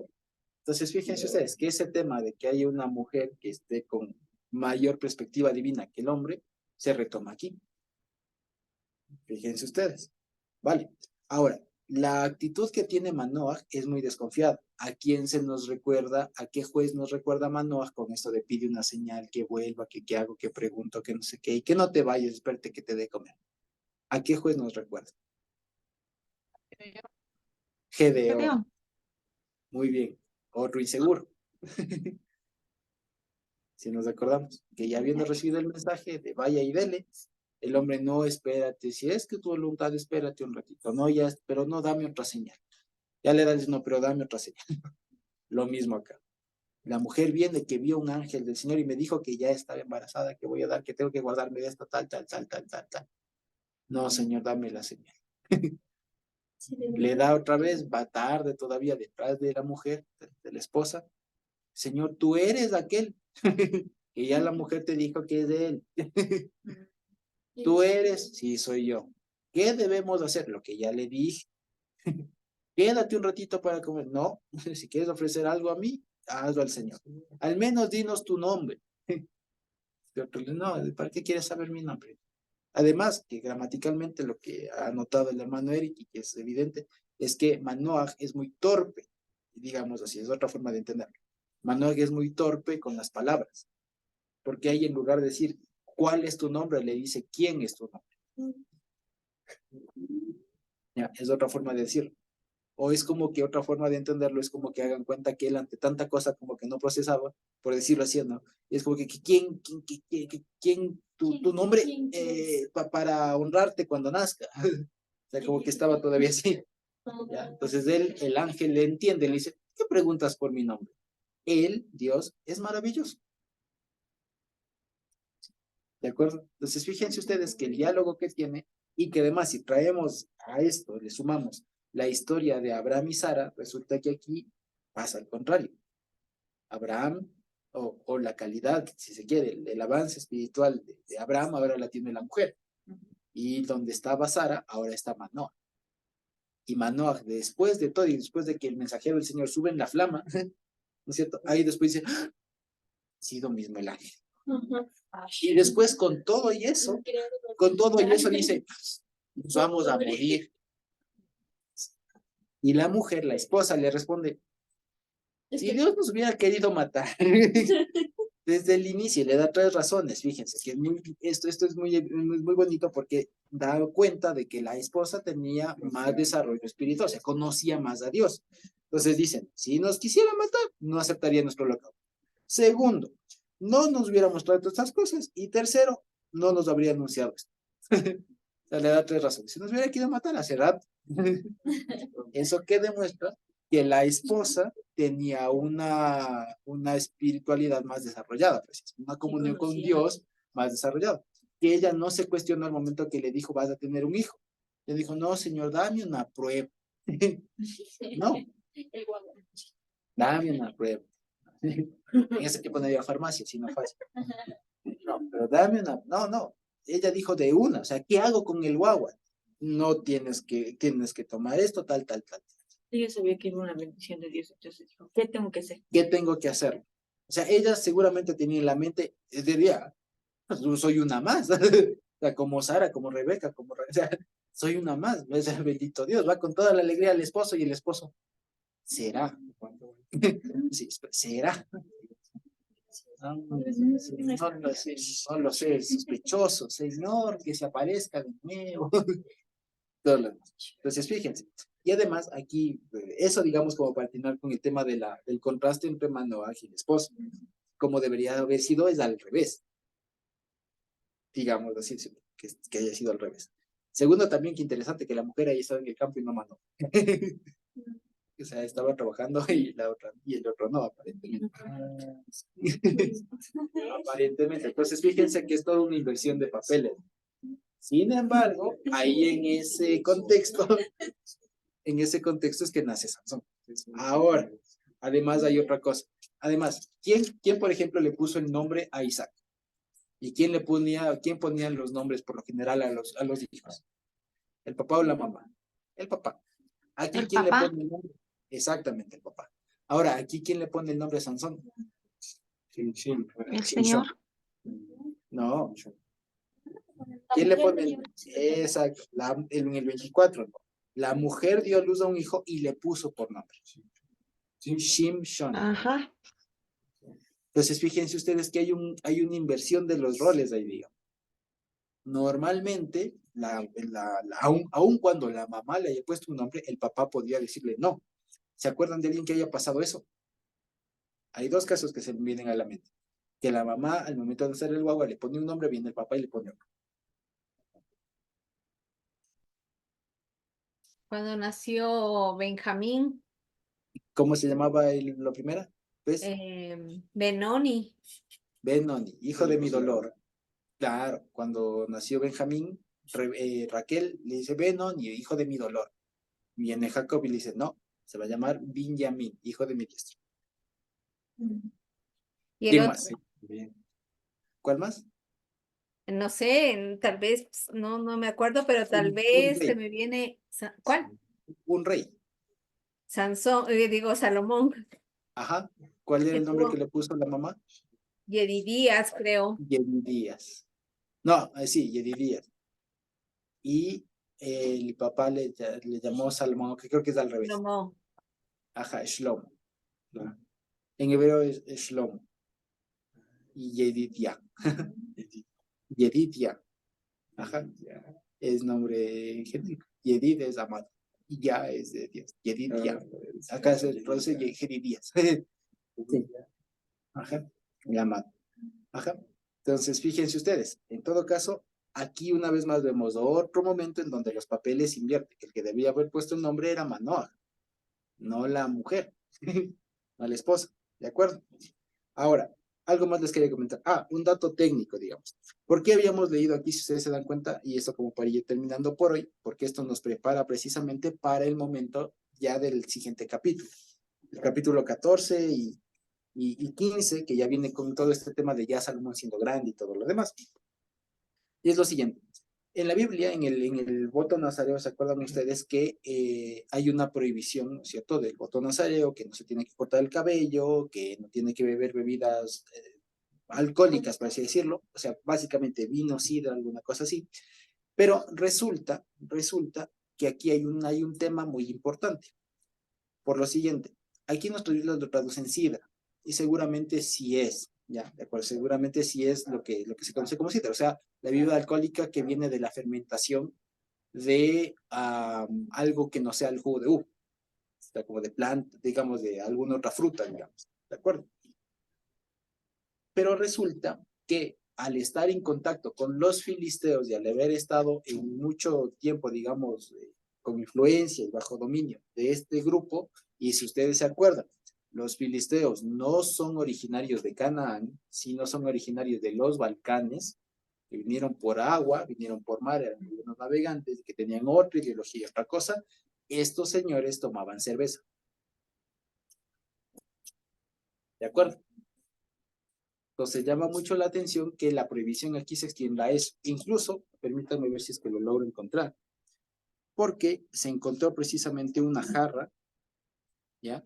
Y hay jarras precisamente de una jarra, un bote, digamos, vaya, de cómo es que eran las jarras de cerveza, precisamente, los jarrones de cerveza de los filisteos. Ahorita les muestro. Ahí les comparto. Más grandes incluso, más grandes. No, eran unos tonelitos, ahí están. Fíjense ustedes. Eran así como este que está aquí a la derecha.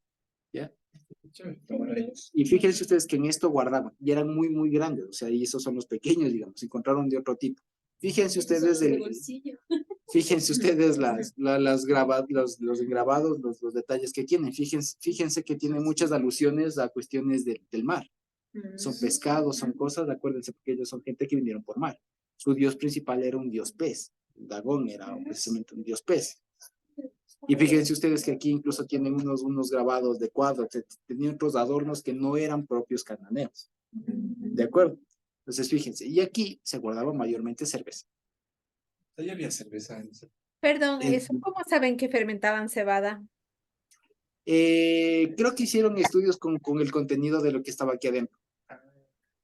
Porque es fácil, digamos, analizar el contenido de los recipientes. Ajá, miren, aquí hay otra vez. Ajá, incluso fíjense que ustedes que solamente basta buscar en el internet como filisteos cerveza y les sale. En inglés le busqué, ¿no? Philistine beer y ya le sale. Ajá.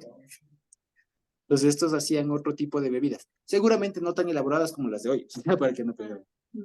Ya, otro tipo de cosas, pero exactamente, para la época y todo lo demás. O sea, era lo que la bebida nacional, digamos, de estos. Y lo interesante es que aquí en Jueces se le recuerde a la mamá que no tiene que tomar ni siquiera lo que beben los otros. O sea, vino y lo que beben los otros. Koshi. ¿Mande? Koshi. Kosher. No, porque el kosher en realidad es un concepto Koshi muy... biga. ¿Ah? Koshi biga. Está hablando. Ok. Sí, de la Alexa de Calvin. Sí. Era otra cosa. Cambiado el tono de la Carmita. Está hablando en otra, está hablando en lenguas. Sí, no, entonces sí, esa era la bebida de la época, digamos, ¿ya? O sea, era la bebida propia de los filisteos, pues, ¿ya? Y esto, precisamente ya vamos a ver que después, en las siguientes historias, Sansón, ¿cómo se dice? Patrocina o celebra una fiesta para cuando se case y todo lo demás que dura algunos días. Y eso implicaba harta bebida. Y ahí se entiende por qué es que podían guardar toneles y toneles de este tipo de cosas. Y era porque los filisteos tenían harta producción de eso, ¿de acuerdo? Entonces, fíjense. Entonces, eso para que veamos cómo era incluso la regulación de esto. Y ya les digo, el libro de Jueces, de esta historia de Sansón, nos va a hacer un resumen, como ya lo estamos viendo, de muchas de todas las historias que ya lo vimos, ¿ya? Y porque además, hasta aquí nos augura, nosotros ya sabemos cómo termina. Pero si lo leyéramos hasta aquí, es una historia hasta cierto punto ideal. Alguien que ha sido escogida desde la panza. ¿Qué se espera de una persona que ha sido escogida desde la panza? ¿Cierto? Hay una expectativa, pero grande. Vamos a ver después cómo termina, ya lo sabemos. Entonces, fíjense, que aún en eso es la recopilación de mucho de cómo actuaron los jueces anteriores. Que tenían una obra y todo más, y van y se equivocan. Y van y se equivocan, y van y se equivocan. Aquí Sansón lo mismo. E incluso fíjense que el gran talón de Aquiles, ¿no es cierto? El gran talón de Aquiles, por hablar en términos bíblicos, la gran concupiscencia de Sansón no es otra cosa sino un tema familiar.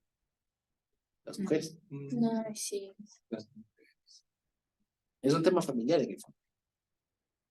Y todo eso se recapitula a que también pudo haber influido su mala, digamos, su deficiente formación familiar. De haber visto los roles invertidos. ¿Sí? De haber visto los roles de sus papás invertidos. Ahora, finalmente, ya para concluir, porque puede haber sonado como mucha información de todo lo que estamos viendo. Sí, porque era una vida actual. Ahora, fíjense ustedes, entonces en el 24, Jueces 13:24 dice, la mujer, fíjense que nunca le dice el nombre, ¿ya? Dio a luz un hijo y le puso por nombre Shimshon, ¿ya? Ahora, lo que significa es extraño todavía más. ¿Por qué? Porque todavía no se tiene un consenso de qué significa. Se sabe que viene de la raíz Shemesh. Shemesh significa sol. Ahora, la raíz o el verbo, el nombre Shemesh, algunos infieren que puede haber sido un nombre que en realidad era una oración. O sea, como tal solito parece no tener sentido, ¿ya? Y por otro lado, algunos tienen todavía duda de qué signifique la terminación en N, porque fíjense ustedes, on, porque si quisieran decirle sol, le dirían Shemesh, pero no se llama Shemesh, se llama Shimshon, o sea, es como una adecuación del nombre. Y cuando un nombre o un adjetivo, un sustantivo, termina en ON, ¿ya? Es como que si pusiéramos Shemeshon, ¿ya? Pero para no decir Shemeshon, que es como se diría, se reordenan las letras, se pone Shimshon, ¿ya? Pero es de Shemesh más ON, entonces en vez de decir Shemeshon, es Shimshon, ¿ya? Cuando se agrega esta ON al final, digamos, este sufijo, resulta que puede ser para dos cosas. O bien para hacer una especie de diminutivo, o bien para hacerle adverbio. Como Sansoncito o solar. Solcito o solote. Exacto. O sea, puede ser tanto diminutivo como adjetivo. No, adverbio, como adverbio, o sea, solarmente, o como adjetivo, perdón. Como solar, o sea, puede ser solcito o solar.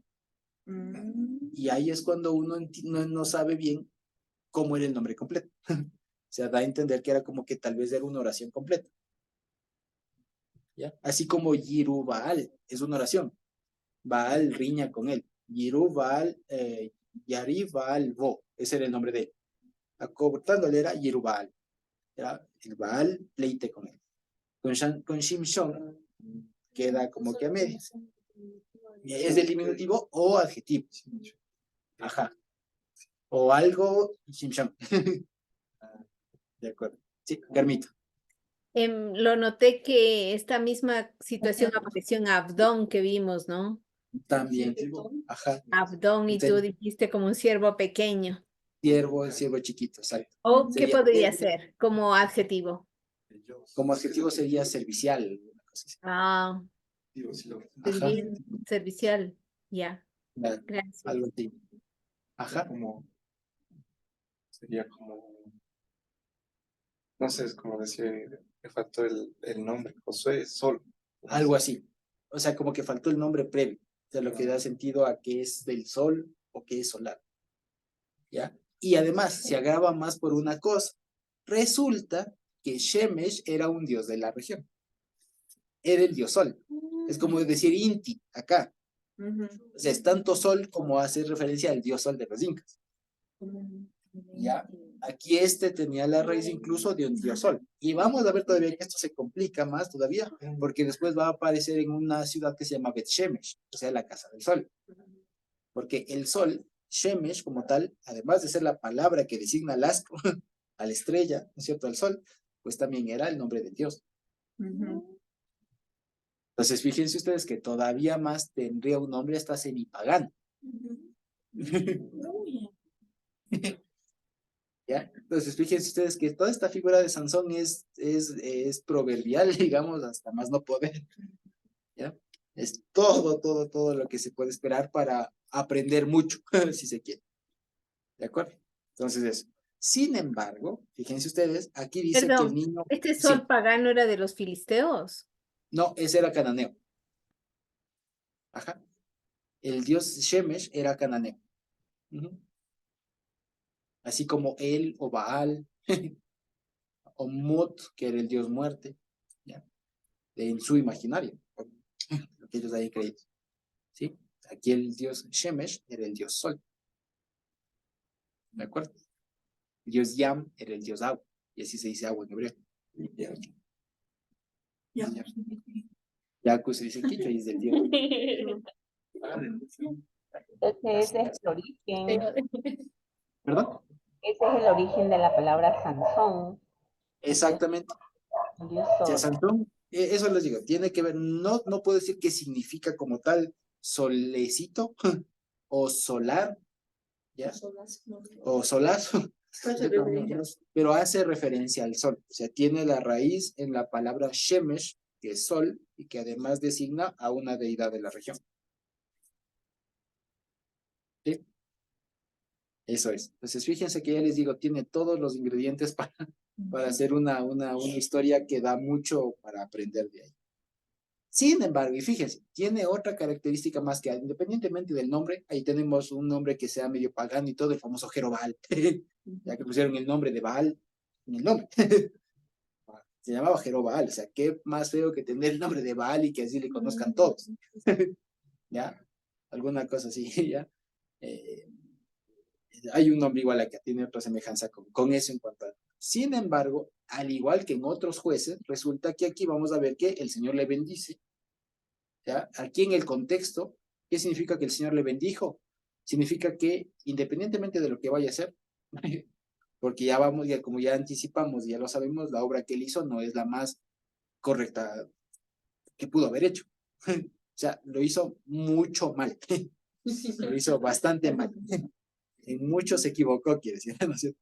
Sin embargo, el hecho de que aquí diga que el Señor lo bendijo, vuelve al tema de lo que hablábamos al inicio. Independientemente de que lo que el hombre haga, el Señor decidió obrar a través de esta persona. ¿Ya? Y segundo, fíjense en el 25 lo que dice, ya por último. El ruaj del Señor comenzó a palpitar dentro de él, a palpitarle, a inquietarle dentro de él en los campamentos de Dan. Que esto de que venga el ruaj del Señor sobre alguien tampoco es nuevo. Ya vino sobre Otoniel, ya vino sobre Jefté, ya vino sobre Gedeón. Entonces es otra historia de esas. Si fíjense ustedes que ya les digo una vez más, en la historia de Sansón vemos una recopilación de todos los temas que ya hemos visto. ¿De acuerdo? Y en adelante, ya Dios mediante la siguiente semana, veremos todo este tema del matrimonio que tiene Sansón y que básicamente algunos sugieren, y les podría decir, tal vez avancemos hasta el 15, pero si podemos leer hasta el 16, que es toda la historia de Sansón y Dalila, ahí algunos hacen un símil con toda la historia porque Sansón tuvo 2 matrimonios. Ya tuvo este matrimonio con esta hija de Timnat, con esta extranjera, ¿ya? Y después tuvo su relación con Dalila. Y resulta que las dos son similares, porque igual es un tema de que se enamora de una extranjera, que hay un episodio en el que él demuestra su fuerza como tal, y hay un tema en donde él se confía, ¿ya? Se confía y les plantea unos de acertijos para que le intenten descubrir, o sea, súper confiado, ¿no? El confiado, y después sucumbe ante la petición de la mujer. Porque tanto la mujer, la primera, la de Timnat, como la Dalila, le dicen, ya, que no me amas, que no sé qué, que no sé cuánto. El asunto es que le termina diciendo lo que es. Y a causa de eso, es su perdición. Eso en las 2 historias con las 2 mujeres que tuvo. ¿Ya? Entonces, es peliculón. No tuvo suerte en el amor. No, para nada, tenía todo eso desordenado, más bien Sansón, por así decirlo. Tenía primero una tendencia a una mujer extranjera, a mujeres extranjeras. Segundo, que su debilidad eran las mujeres. Así sin más. Es que ahí estuvo su error, enamorarse de personas que no correspondían. Exactamente, tal cual. Ese fue la concupiscencia de él. Sí, no era el licor, no era ni siquiera su fuerza, nada, eran las mujeres. Exactamente. Y finalmente en las dos historias se ve que en la una es para vida y en la otra finalmente le cuesta a él, ¿no? Y lo que se ve en medio de todo es que aún todo lo que él se equivocaba y todo lo demás, la mano del Señor estaba en contra de los filisteos. Lo que pone de relieve una vez más el tema de la soberanía del Señor. Más allá de los errores que haya cometido Sansón, la voluntad del Señor se cumplió. ¿Ya? Es eso. No depende de lo que yo haga. Exactamente. Depende de Dios. ¿Ya?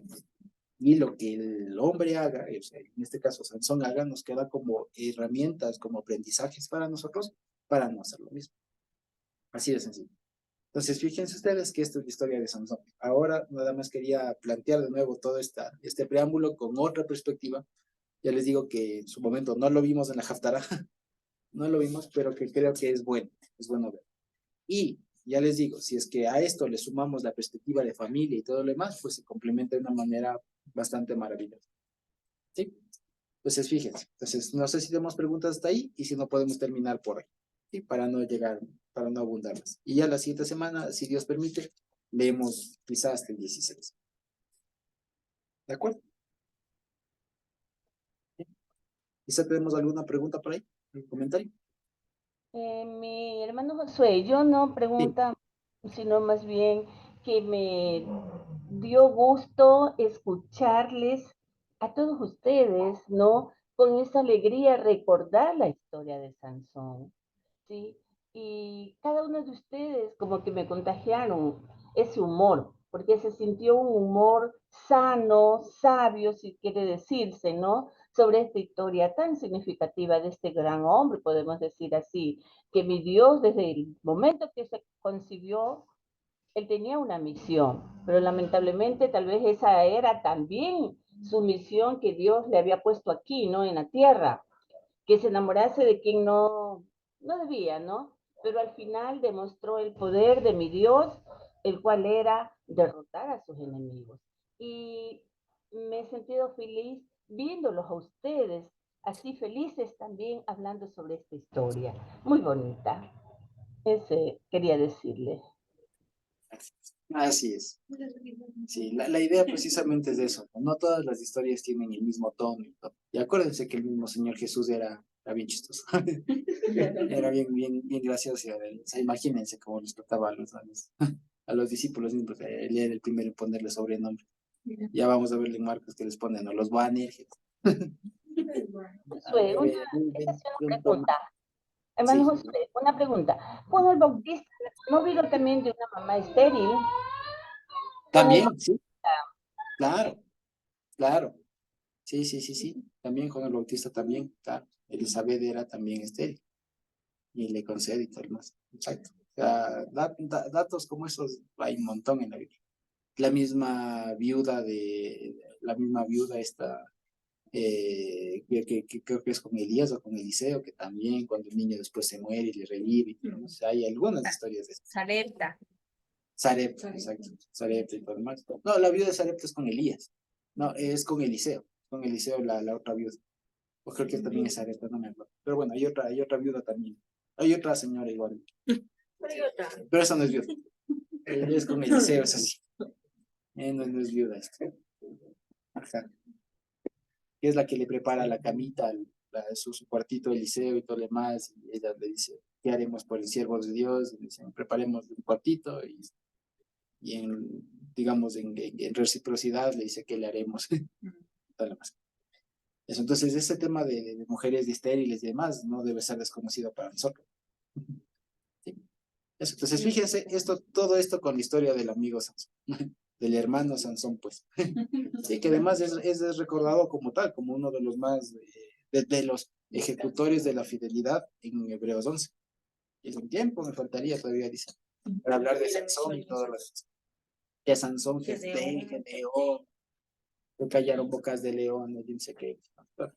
Pues, hay que entenderlo así. Y ya les digo, este libro de Jueces es hermoso por eso, porque es muy proverbial, es muy educativo.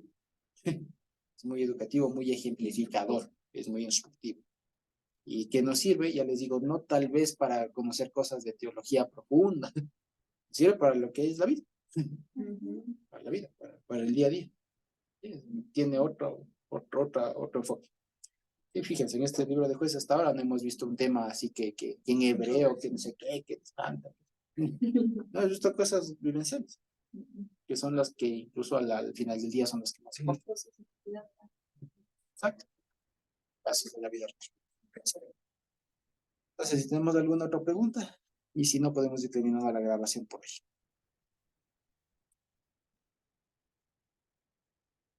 Ok, entonces.